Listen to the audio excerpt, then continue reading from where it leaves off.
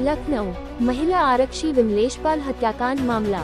विमलेश के कथित पति पर हत्या की शक की सुई। पति इंद्रेश मौर्य से पुलिस करेगी पूछताछ।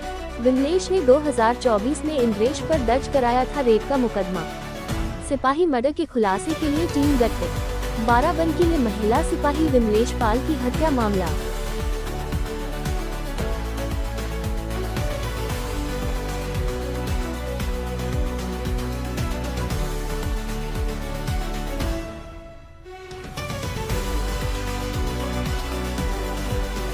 ये इसको घटनास्थल का निरीक्षण किया गया। फॉरेंसिक साइंस के हिसाब से जो फॉरेंसिक एविडेंस है वो कलेक्ट किए गए हैं और उस बेसिस पर खास तौर से जो हमारे डिफरेंट फुटेजेस और सारी चीज़ें वो भी हम लोग इसको ले रहे हैं। चीज़ें निकल के आई हैं कि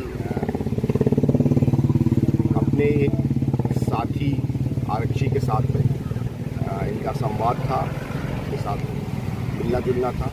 उस बेसिस पर एक मुकदमा भी बलात्कार का लिखवाया था।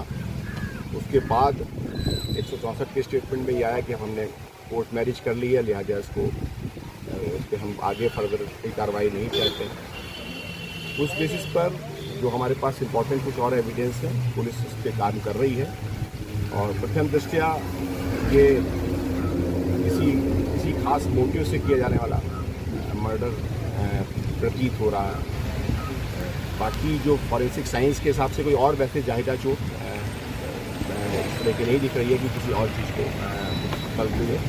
इतना तय है कि जो अभी तक की एविडेंस मिली है, इनके एक परिचित आरक्षी इसके साथ आपस में संवाद था, बातचीत थी। फिर उसके पश्चात एक रेप का मुकदमा लिखा गया और उसके पश्चात उस रेप के मुकदमे के क्रम में 164 के स्टेटमेंट में उसको उन्होंने क्लीन चिट ये कह करके दी कि हमारे आपस में संबंध हो गया है और हम लोगों ने कोर्ट मैरिज भी कर ली।